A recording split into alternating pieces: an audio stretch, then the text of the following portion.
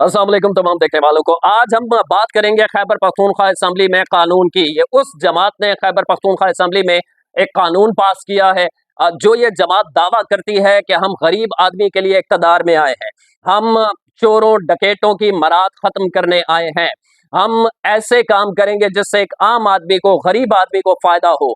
ये एक bill pass हुआ है, कानून पास हुआ है खैबर पख्तूनख्वा असेंबली से, जिसका नाम है power of immunity and privilege act. जी हाँ, ये बिल पास हो गया है। ऐसा नहीं है कि अभी कैबिनेट ने मंजूर किया है, असेंबली से बिल पास हो चुका है। जब हो चुका है तो ये कानून का हिस्सा बन गया है।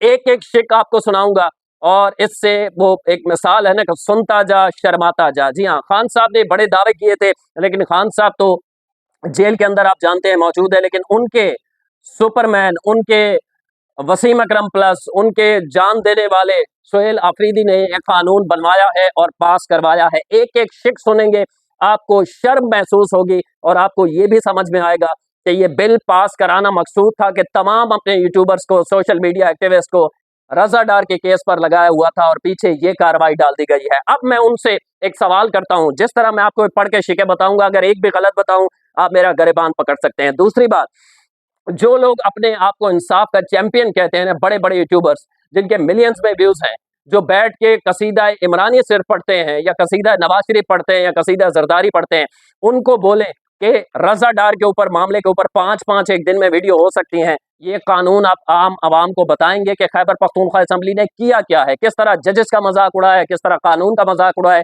किस तरह उन्होंने पूरे पाकिस्तानी कानून को उड़ा कर रख दिया है। 18वीं तरमीम के अंदर जजेस, चूंकि अदालत सुप्रीम कोर्ट एक अलहदा बनाई गई और हाई कोर्ट्स आईनी अलहदा बनाया गया, तो आप उन कानून को ही नहीं मानते। पीटीआई वाले हमारे प्रोग्राम में आते हैं, वो कहते हैं हम इन अदालतों को नहीं मानते, और यहाँ आपने जजेस के इख्तियारात एमपीएस को दे दिए हैं।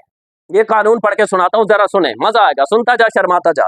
पहली शिक, अगर खैबर पख्तूनख्वा असेंबली में इजलास जारी हुआ तो किसी एमपीए पर कोई केस है तो इसे उसी दिन अदालती समाअत मुअत्तल तसव्वुर होगी, अदालत उसे नहीं बुला सकेगी। यानी आसान लफ्जों में समझें, अगर किसी एमपीए पे केस है, फॉर एग्जांपल सोहेल अफरीदी पे केस है, वो अदालत में पेश नहीं होते, अपना वकील भेजते हैं, अगर उस दिन अदालत ने उन्हें बुलाया हुआ होगा, कोई भी एमपीए, अच्छा इसमें अपोजिशन ने भी कोई इतनी मज़ाहमत नहीं की। अफसोस की बात यह है, खैबर पख्तूनख्वा में असेंबली अपोजिशन मज़ाहमत भी करती, तहरीक इंसाफ बिल पास कर लेती, लेकिन फिर भी अब सोहेल अफरीदी जिस दिन अदालत बुलाएगी उस पर केस है, उस दिन वो असेंबली इजलास रख लेगा। वो कहेगा हमारा तो कानून है, जिस दिन असेंबली इजलास हुआ मैं अदालत में पेश ही नहीं हो सकता, और अदालत उसे बुला भी नहीं सकेगी, वो समाअत मुअत्तल तसव्वुर होगी। ये पहली शिक है। दूसरी, अगर इजलास जारी होगा तो किसी एमपीए के खिलाफ फौजदारी मुकदमा दर्ज नहीं हो सकेगा। अगर एमपीए कोई केस हार भी जाए तो वो मराद से महरूम नहीं होगा। वाह वाह, ये वही तहरीक इंसाफ है। ये तहरीक इंसाफ ने बिल पास किया। खैबर पख्तूनख्वा में किसी खलाई मखलूक की हुकूमत नहीं है, पीटीआई की हुकूमत है। एक दफा फिर याद रखिएगा, वो कह रहे हैं कि अगर किसी इजलास में एमपीए मौजूद होगा, चाहे वो वहां से कत्ल करके भी आ जाए, उस पर कोई मुकदमा दर्ज नहीं हो सकेगा फौजदारी। दूसरा, अगर वो अपना केस हार भी जाता है कोई एमपीए, तो अपनी मराद से महरूम नहीं होगा। यानी जब तक वो असेंबली का हिस्सा रहेगा, सूबाई असेंबली का 5 साल वो मराद लेता रहेगा। ये पीटीआई का कानून है। आ जाए जी, थर्ड, सरकारी मुलाजमीन जिसमें पुलिस, पटवारी और चीफ सेक्रेटरी तक, एक एमपीए उसे बुलाएगा तो उसे हर हाल में पेश होना पड़ेगा। अगर सरकारी मुलाजिम नहीं गया तो इसके खिलाफ कानूनी कार्रवाई होगी, यानी एफआईआर इसके खिलाफ दर्ज करवा सकते हैं। अच्छा, ये असेंबली में नहीं है, कोई भी एमपीए पीटीए का बैठ के, वो सवात में बैठा हो, डेरा इस्माइल खान में बैठा हो या वजीरिस्तान में बैठा हो, वो सरकारी मुलाजिम कोई भी, सिपाही से लेकर आईजी तक और पटवारी से लेकर चीफ सेक्रेटरी तक, उसे जब तलब करेगा उसे आना पड़ेगा। नहीं आएगा तो उसके खिलाफ एफआईआर दर्ज करवा सकता है। ये कानून है, ये कानून बन चुका है। जी हाँ, खैबर पख्तूनख्वा असेंबली में इजलास में नंबर 5, इजलास में स्पीकर, गवर्नर और वजीर आला ना हो तो एमपीए इजलास की सदारत कर सकेगा। यानी वजीर आला ना हो, स्पीकर ना हो, डिप्टी स्पीकर ना हो, गवर्नर ना हो, एक एमपीए कोई भी पीटीआई सिलेक्ट करेगी, वो इजलास की सदारत करना शुरू कर देगा। मुल्क की तारीख में कभी ऐसा कोई कानून पास हुआ है? आप गालियां देते हैं मौजूदा वफाकी हुकूमत को, आप लोग कहते हैं कि 26वीं तरमीम कर दी, 27वीं कर दी, अब 28वीं करने जा रहे हैं। इतना अंधा कानून उन्होंने पास नहीं किया, उन्होंने सिर्फ अदालतों को सेपरेट किया। यहाँ चैलेंज करता हूं, वो डॉलर बनाने वाली मशीनों को करें बात इस पे, इसको बैठ के आवाम को बताएं।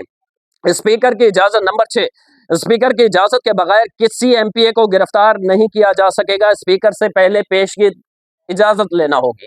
अब जितना भी बड़ा कोई मुजरिम हो और वो एमपीए हो और जुर्म कर दे, उसे गिरफ्तार नहीं कर सकता कोई खैबर पख्तूनख्वा में पीटीआई वालों को। क्यों? क्योंकि पहले स्पीकर से इजाजत लेना होगी। अब स्पीकर किसका है? उसी अपनी जमात का है। वो क्यों कहेगा गिरफ्तार होने दो? वो इजाजत ही नहीं देगा।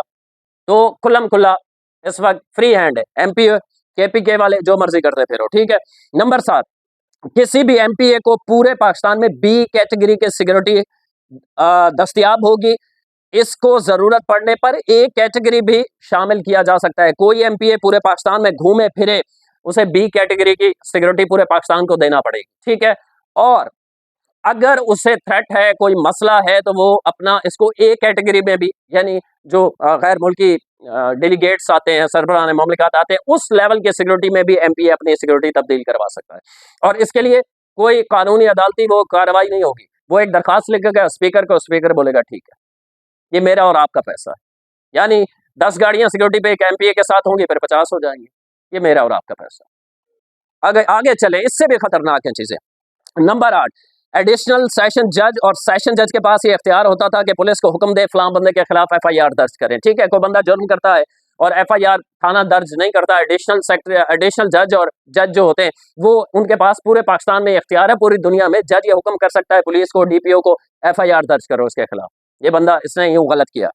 अब वो इख्तियार जो है एडिशनल और सेशन जज वाला इख्तियार, अब वो जो है वो एमपीए के पास आ गया। एक एमपीए, स्पीकर भी नहीं, वजीर आला भी नहीं, वफाकी कैबिनेट का हिस्सा भी नहीं, आम एक एमपीए खैबर पख्तूनख्वा असेंबली का, वो डीपीओ को बुलाकर किसी भी शख्स के खिलाफ जो है वो एफआईआर का हुक्म दे सकता है।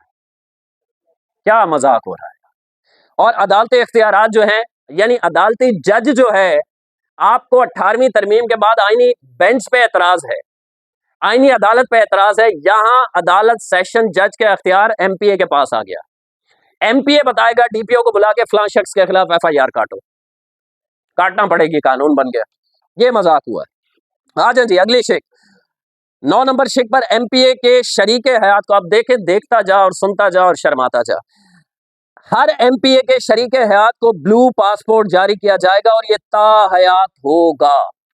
मतलब एक एमपीए अगर मर्द है तो उसकी वाइफ कुछ भी नहीं करती, हाउस वाइफ है, तो उसे भी इजाजत होगी, एमपीए भी ब्लू पासपोर्ट रखेगा और उसकी वाइफ भी ब्लू पासपोर्ट रखेगी। अगर कोई खातून रहनुमा है, एमपीए है, तो वो ब्लू पासपोर्ट तो रखेगी, उसका शौहर जो घर बैठा है, कोई नौकरी नहीं भी करता, सरकारी मुलाजिम नहीं है, वो भी ब्लू पासपोर्ट रख सकेगा। कब कब तक? ताहयात, यानी असेंबली से मुद्दत खत्म होने के बाद तक। फिर किसी भी एयरपोर्ट पर उन्हें वीआईपी लाउंज में जाने की इजाजत होगी और उन्हें वीआईपी प्रोटोकॉल एयरपोर्ट पर दिया जाएगा। यानी एक एमपीए है, उसकी वाइफ जो कुछ भी नहीं करती, वो अकेली कहीं जा रही है, तो एयरपोर्ट पर वीआईपी लाउंज से जाएगी और वीआईपी प्रोटोकॉल मिलेगा। ये खैबर पख्तूनख्वा असेंबली का बिल है। सुनता जा, शर्माता जा, आगे चले। नंबर 10, सूबाई असेंबली किसी भी शख्स को तलब कर सकती है, अगर वो नहीं आएगा तो इसके खिलाफ एफआईआर दर्ज होगी। अब ये इसी तरह है कि किसी भी सहाफी ने पीटीआई के करप्शन जो है वो बेनकाब की, तो असेंबली उसे तलब कर सकती है, अदालत तो कर सकती है, इख्तियार होता है, यानी अदालती इख्तियार असेंबली को दे दिया गया। असेंबली किसी शख्स को भी बुला सकती है और ज्यादातर ये सहाफियों को बुलाएंगे, फलां हमारे खिलाफ बोलता है ना, और अगर उसको उसके खिलाफ जो है एफआईआर भी दर्ज कर सकती है, बुला भी सकते हैं। अगर वो नहीं आता तो एफआईआर, हुक्म जाएगा एफआईआर काट दो, ये हमारे खिलाफ बोलता है, ठीक है। नंबर 11, अगर कोई शख्स या सहाफी असेंबली आकर गैर मोहतरम जबान इख्तियार करे या गैर मोहतरम कोई काम करे, असेंबली आने पर इस पर ताहयात पाबंदी लग सकती है। अगर कोई शख्स, आम शख्स, किसी एमपीए का रिश्तेदार असेंबली में आ जाए या सहाफी आते हैं असेंबली के अंदर, अगर कोई वो गैर मोहतरम लफ्ज इस्तेमाल करे, कोई ऐसी गुफ्तगू करे जो कि असेंबली के शायान शान नहीं है, तो ताहयात उस पर पाबंदी होगी। अब जो भी सहाफी इनके खिलाफ असेंबली में सख्त सवाल करेगा, उनके खिलाफ ताहयात या पाबंदी लगा देंगे। अच्छा, 6 महीने भी कम अज कम पाबंदी हो सकती है और जुर्माना भी हो सकता है। लेकिन अफसोस की बात यह है कि इस पाबंदी का इत्तलाक कौन करेगा? असेंबली की एक कमेटी होगी, वो तय करेगी कि इन पे जुर्माना हो सकता है, ताहयात हो सकती है, 6 महीने हो सकता है, और असेंबली की कमेटी ये तय करेगी, ठीक है। कि अब होगा क्या? होगा ये कि जितने भी सहाफी असेंबली के अंदर जाते हैं और सख्त सवाल करते हैं सुहेल अफरीदी से या वफाकी कैबिनेट से, उन सबको उन सब पे ये ताहयात पाबंदी लगवा देंगे, या कहेंगे 6 महीने पाबंदी है, जुर्माना है, ताकि कोई हमसे सख्त सवाल ही ना करे, क्योंकि इन्होंने फैसला भी खुद करना है ना। ये जो गैर मोहतरम लफ्ज इस्तेमाल किया गया, जबान इस्तेमाल की, तय कौन करेगा? असेंबली की कमेटी करेगी। यानी वो खुद बैठ के काउंट कर लेंगे, ये 4-5 साफी हमारे खिलाफ बोलते हैं, आज से असेंबली में एंट्रेंसी बंद, ताहयात पाबंदी लग सकती है। कहीं ऐसा हुआ है पाकिस्तान की हिस्ट्री में? पहले नहीं हुआ। अच्छा, और असेंबली अगर ये तय कर ले, वो कमेटी असेंबली की मजीद ये है इसमें कि अगर वो तय कर ले कि शख्स ने वाकई गैर मोहतरम, जाहिर है वो अपने खिलाफ जो होगा उसके खिलाफ तो करेंगे, सहाफी के खिलाफ ज्यादातर ये कार्रवाइयां होंगी, 10 लाख जुर्माना और 6 माह जेल भी हो सकती है। यानी जज का फैसला असेंबली के पास है, जज सजाएं देता है ना, छोटी कोर्ट हो, सेशन कोर्ट हो, डिस्ट्रिक्ट कोर्ट हो, फिर उसके बाद हाई कोर्ट हो, फिर सुप्रीम कोर्ट हो। अब असेंबली ये फैसला करेगी फलां जो सहाफी है ना, इसने मोहतरम लफ्ज हमारे खिलाफ इस्तेमाल नहीं किया, गैर मोहतरम गुफ्तगू की है असेंबली के अंदर, इसे 10 लाख जुर्माना कर दो, 6 महीने कैद भी कर दो। ये कानून बन चुका है। इसके अलावा 12 शिक एमपीए को गाड़ी पर झंडा लगाने की इजाजत होगी, पूरे मुल्क में टोल प्लाजा से इस्तिस्ना होगा। हर एमपीए को, वो खैबर पख्तूनख्वा असेंबली के अपोजिशन का हो या हुकूमत का हो, उसे ये इजाजत होगी, वो गाड़ी पे झंडा लगा सकता है, पूरे मुल्क में वो जो घूमेगा वो टोल टैक्स नहीं देगा, किसी भी मोटरवे से गुजरे, कुछ भी गुजरे। अब होता क्या है? होता यह है कि एक एमपीए के साथ 20 से 25 और गाड़ियां होती हैं, सरदारी निजाम है ना, 20-25 गाड़ियां टोल टैक्स नहीं देंगे। और मजे की बात यह होगी कि उस गाड़ी को एमपीए की जो सरकारी झंडे वाली होगी, एमपीए अंदर हो ना हो, को कार्ड देखने की शर्त नहीं है, बस एमपीए की गाड़ी का झंडा हो। तमाम गाड़ियां झंडा लगाएंगी, जो भी उसके रिश्तेदार होंगे, जानने वाले होंगे, वो झंडे लगाएंगे, टोल टैक्स फ्री हो जाएगा। तो ये वो 12 अहम शिक्के हैं 39 में से, जिसमें कानून की धज्जियां उड़ा दी गई हैं। असेंबली अदालत का सारे मामला, सेशन कोर्ट के जज, अदालतों के डीपीओ के इख्तियारात असेंबली ने अपने पास ले लिए हैं और मजाक उड़ाया है इस सारे कानून का, आइन का। ये बिल खैबर पख्तूनख्वा असेंबली में पास कर दिया गया है। गैरतमंद वो यूट्यूबर्स जो अपने आप को समझते हैं बड़ा हम जिहाद कर रहे हैं, इसकी ये शिकें बताएं जैसे मैंने बताई हैं। ये नून लीग ने किया होता, ये पीपल्स पार्टी ने सिंध में कानून पास किया होता, या बलोचिस्तान में हुआ होता, हम ये बताने की जरूरत रखते हैं। थोड़ी सी गैरत करें, आप भी बताएं और लोगों को आगाह करें कि किस तरह सुहेल आफरीदी साहब मजे ले रहे हैं, खुद भी मजे ले रहे हैं और पूरी असेंबली भी मजे ले रही है। अगली वीडियो तक के लिए अल्लाह के बाद।